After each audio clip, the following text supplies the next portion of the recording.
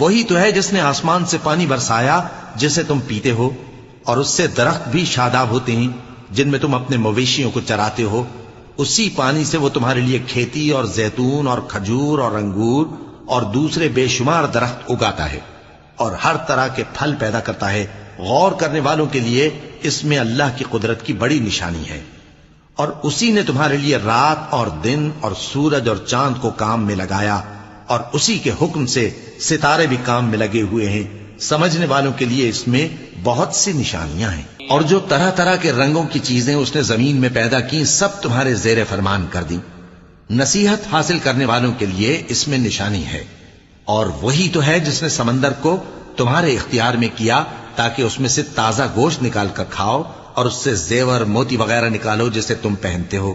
اور تم دیکھتے ہو کہ کشتیاں سمندر میں پانی کو پھاڑتی چلی جاتی ہیں، اور اس لیے بھی سمندر کو تمہارے